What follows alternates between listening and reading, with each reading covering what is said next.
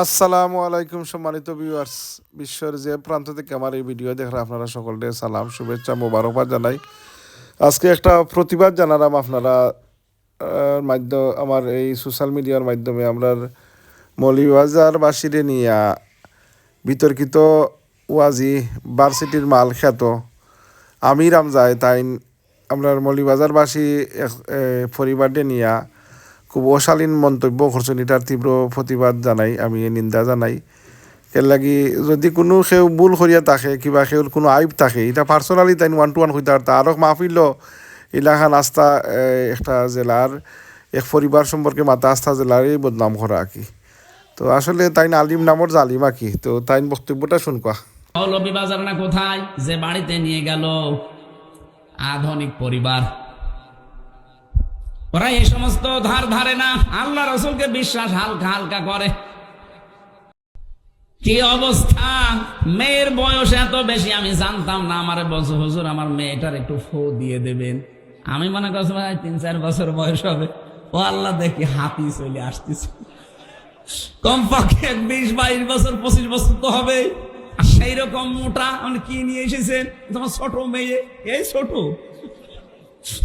ছোট হলে বড়টা কি?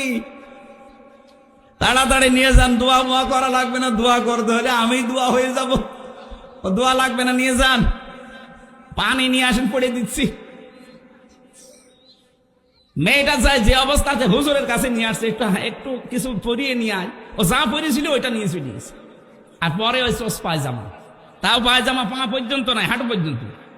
এতটুকুই খুব বেশি হলো হাঁটুন দিয়ে। হুজুর আপনি এত সুন্দর করে তাকিয়েছেন। আরে ভাই তাকানো লাগে, ওটা একবার একজন আলিম নামদারি ইয়া এর ধরনের ভাষা ব্যবহার করা আসলে বড় লজ্জাজনক। যাই হোক, এর ভাষার শুনিয়া আমরা আফসার হিসাবে তার একটা গাইল দিয়েছেন আপনার আমির আমজারে উনি লোক দিছে তো তোর বিবেক কুত্তের মুতার তো স্টাইল দেখছি কি বেজ্জিতি করে কয় হাতে ডাইরেক্ট রিভলভার উঠে মেশাপ করে দেয় চাইলো।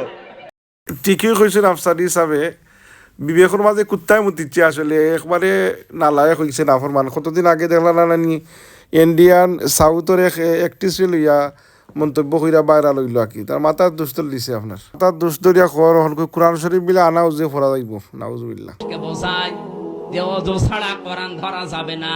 আপনি একদিনের জন্য আপনার ইমাম সাহেবকে মাওলানাকে জিজ্ঞাসা করেছেন যে অজু ছাড়া কোরআন ধরা যাবে না, একটা আয়াত আপনি দেখান। কোরআন অজু ছাড়া স্পর্শ করা যাবে না, বহু হাদিস এর সপক্ষে আছে, একটা দুইটা নয়, বহু হাদিস। অনেক সাহাবীদের ফতোয়া রয়েছে, আসার রয়েছে এই মর্মে যে কোরআন স্পর্শ করতে হলে সেটা কাগজে লেখা হোক, সেটা পাথরে লেখা হোক, সেটা ওয়াল লেখা হোক, এটা ধরতে হলে, ধরে ধরে পড়তে হলে, টাচ করতে হলে আপনাকে অজু করতে হবে। তবে মুখস্থ কোরআন তেলাওয়াত করার জন্য অজু করার প্রয়োজন। ওজুর মাধ্যমে শয়তান থেকে মানুষ মুক্ত হয়। আপনি কোরআন স্টাডি করবেন, তেলাওয়াত করবেন, ধরবেন, ধরে ধরে পড়বেন, তখন শয়তান থেকে পানা চাওয়ার জন্য একদিক থেকে আউযুবিল্লাহ পড়তে হয়, আরেক দিক থেকে ওযু করতে হয়। নাহলে কোরআন পড়েই আপনি ভুল ব্যাখ্যা করে গোমরা হতে পারেন। সম্মানিত ভিউয়ার্স, এই জাহিল বক্তা হলর থেকে আল্লাহ আপনার হেফাজত রাখতা। আর দেখো এখন সময় হোক ইয়া আরোগ্য কতদিন আগে সাফাবাজি হল হয় লন্ডনতে প্রবাসী একজন সিলেটি মানুষ হইলে সিলেটের নমাজ পড়ার বাদে মুসল্লি অকল ইমাম সাহেব অকল কি বাদে বাগিয়া গেছেন গিয়া, মানে জিগুর জিতা মনে হয় কি আপনার মানে কুটুক্তি খোদ্দা কি আল্লাহ হেফাজত কর্তা।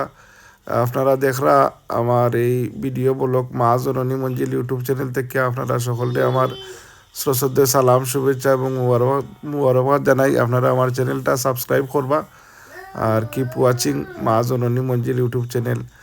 আর ইতা জাহিল বক্তা হল তোরে আমরাই নষ্ট করছি আসলে। ইতায় তারা উচ্চনি মারতে মারতে তারা আর কি মুখ বেশি আইছে, আর আপনার সিলেটি হলের প্রতি তাদের একটা বিদ্বেষী ভাব। যাই হোক সম্মানিত ভিউয়ার্স, আপনারা তখন দেখলাম মা জননী মঞ্জিল ইউটিউব চ্যানেল কিপ ওয়াচিং। সম্মানিত ভিউয়ার্স, তখন আমার এই ভিডিও দেখার লাগি আপনারা ধন্যবাদ জানাই। আমার চ্যানেলটা আপনারা সাবস্ক্রাইব করবা আর আপনারা সাপোর্ট করবা ইনশাল্লাহ।